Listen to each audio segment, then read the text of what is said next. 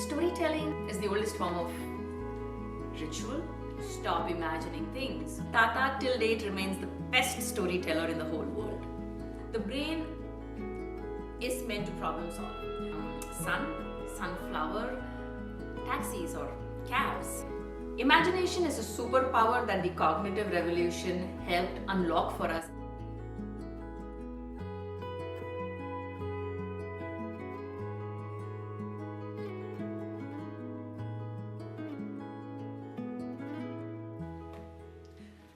What comes to your mind when I say the color yellow? For me, it's fire, light, energy, sun, sunflower, taxis or cabs, and emojis. Last week, my friend had invited me to her daughter's school for storytelling for a Diwali event that they had organized at school. And this is what I wore that evening. Unfortunately, we had a power outage. And so by the time I got ready, it was dark and I could hardly look at myself. But the sari was appreciated. And I wanted to wear it again. So I decided to wear it today while I'm recording this episode, and I thought it just aptly aligns. When I go for my storytelling, I'm very intentional about what I wear for two reasons. One is for the audience. You know, I have seen that whenever I have been very specific and paid attention to what I wear and I enter a space, especially if there are kids in the space, they immediately connect with you. They are curious, they are imaginative, and colors just seems to speak to them. It's the same with adults as well. It feels like the more specific I have been with what I want to wear. And when I say specific, I connect with colors, I connect with the style of the outfit. Something that I love to wear when I'm telling stories is to pick up flowy outfits. And I feel like it allows me to channel a very flowy energy, and I can flow within the story and find a sort of flow amidst the audience. And for me as a storyteller, when I am deciding what I want to wear, there is a quality of a ritual to it. Right from coordinating the accessories with my outfit to the actual process of getting ready is deeply meditative. It's deeply transforming. I feel like with every garment, with every layer of the garment that I wear, with every little accessory that I put on myself, I am transforming. It's as if I am channeling the vibe, the energy of a storyteller. And this storyteller, this energy is something that I feel like I'm channeling from a parallel universe, from a parallel world, you know, a world of stories, a world of magic, a world of myths. It's as if when I step into the costume of a storyteller, I am stepping into a world of magic. It's as if through me, people, my audience, can also find magic in the mundane.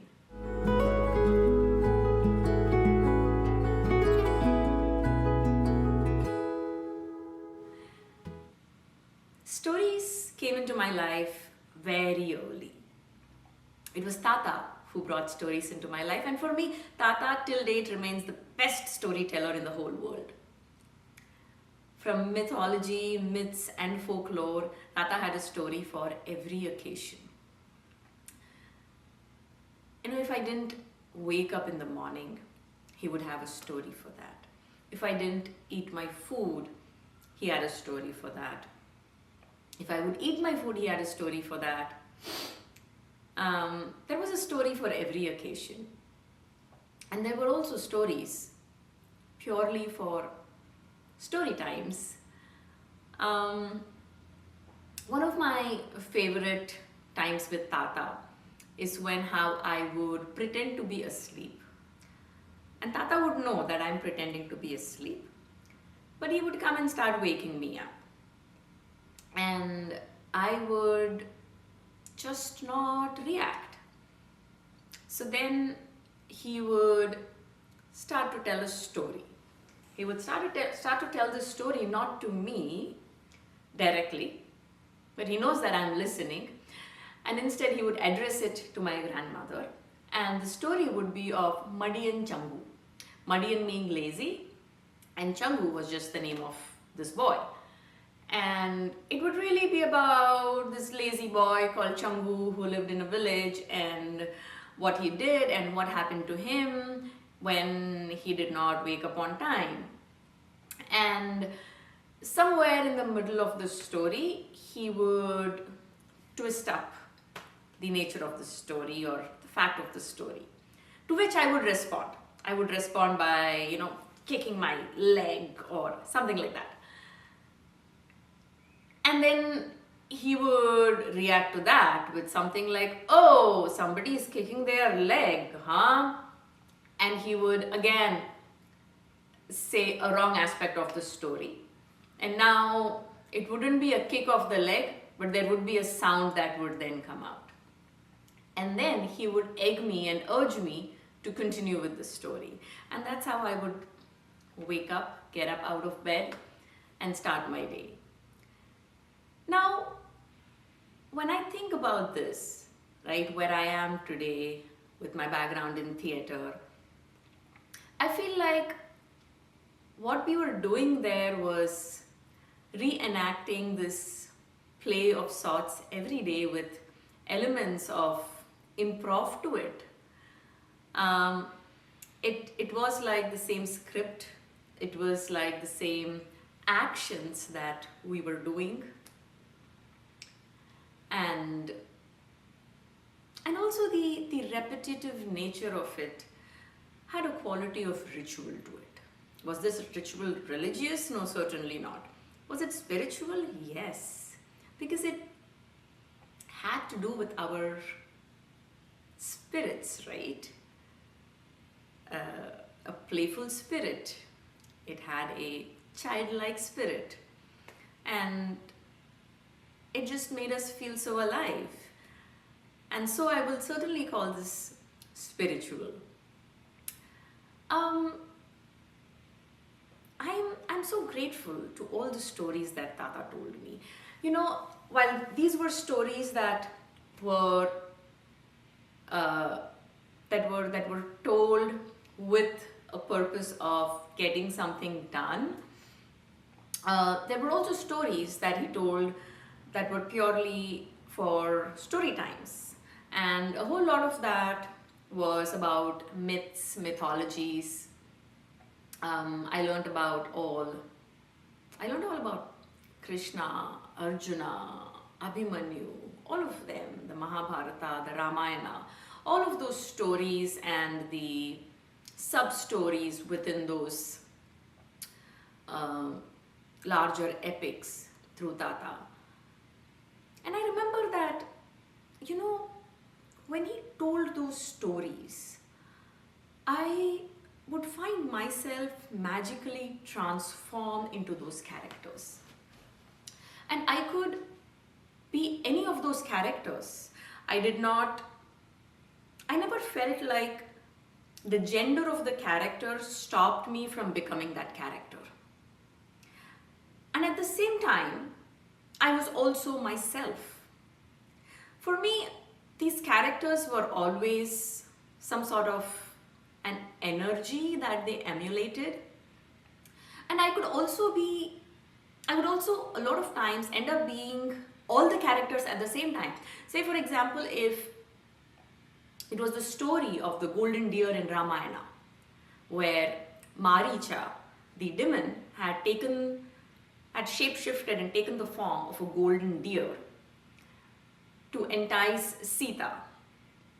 And Sita got attracted to it and asked for the golden deer that Rama would go after. And in a story like that, I would imagine what it would be like to become a golden deer. What if I were a golden deer?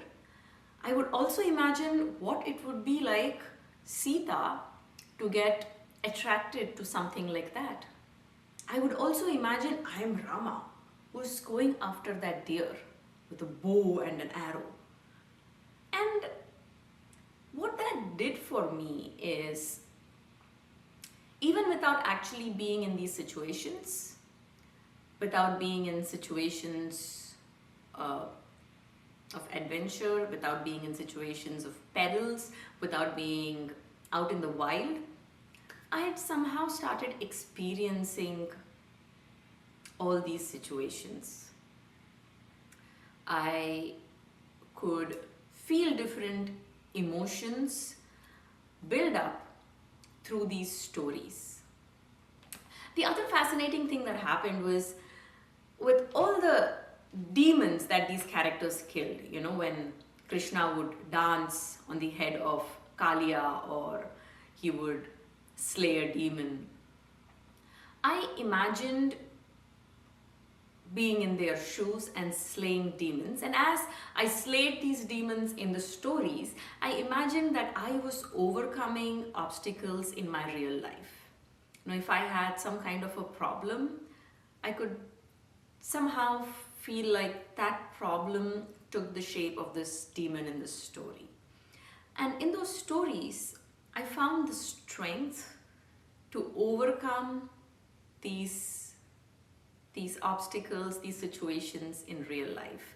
And I don't mean, of course, that's what I did as a child, but then they continue to inform how I overcome a lot of situations. I go back to stories and I gain a lot of strength from those stories.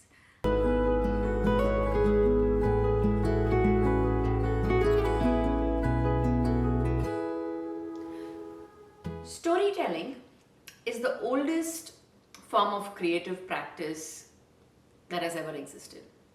It's the oldest form of ritual. Storytelling is the oldest form of theater. Storytelling is the oldest form of performance. And when I say oldest form, I mean it was practiced by cave people, and perhaps even before they started having caves. It was storytelling that led to paintings. If you look at cave paintings, pictures of cave paintings, they are pretty skewed. And that kind of imagery is typically formed when the shadow falls on the walls. So the paintings tell a story. You can actually look at the paintings and you can tell what those paintings depict, which means that they were wanting to share, they were sharing and depicting certain happenings. Perhaps, possibly, it was what they did during the day. It was what they had experienced, what they had seen, what they had heard, and how they were sharing that with others in the group. That's what some of the studies point towards. And as they were retelling these stories, they were also recreating sounds, they were recreating movements. So you see, the origin of music and dance also happened with storytelling. Anthropologists attribute this ability of telling a story to the cognitive revolution that took place somewhere between 70,000 to 30,000 years ago. It was here where the discovery of fire happened. It was here where the earliest forms of tools, the earliest techniques of hunting, and also migration started to take place. Now, what really happened in the cognitive revolution was that the brain of our ancestors evolved in such a way to perceive and communicate in ways they had never done before. Now, all species communicate. Trees have a network. They have a network through which they communicate. Animals have sounds. If you live in the wild and if you follow animal sounds, if you listen to them, you can clearly see they are communicating. Birds especially, they communicate dangers, they communicate spotting a animal. They are also intercommunicating with different species. But the way humans communicate is very unique. The one thing that distinguishes our ability to communicate is our ability to imagine, our ability to guess, to conclude, to reason, without actually seeing something. Let's take, for example, a neighborhood Facebook group, okay? And it could be like spotting a car that does not belong to the hood. And I spot it and I take a picture of that and put it into the hood and say, hey people, I spotted this car in the hood today. And imagine the responses that come in.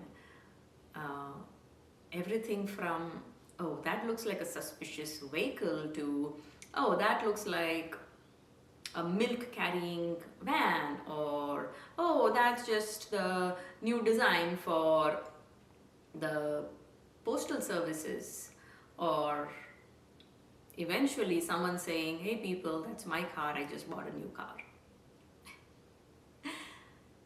The human brain has evolved in such a way that it loves to imagine. Imagination is a superpower that the cognitive revolution helped unlock for us as a species. And the easiest way to access imagination is stories. Stories are like these portals. The moment you step into that, your imagination gets unlocked and you are able to access that superpower. And through the stories, we vicariously experience situations, we vicariously experience feelings, emotions that we may not get to experience in our immediate real life. And experiencing those situations, now the brain is meant to problem solve. So when we are in a fictitious situation, through a movie, through a story, our brain is thinking about ways to get out of a sticky situation. And that hones and develops our critical thinking abilities, and it builds our problem solving skills. Now there is also a flip side to this, right?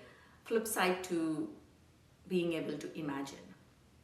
I'm sure all of us have been told at some point of time to stop imagining things, or we have told that to someone. If we are not giving the brain the right thing to imagine, the right problem to solve, the brain sets off on a journey on its own and starts to create problems that don't exist so that it can solve them.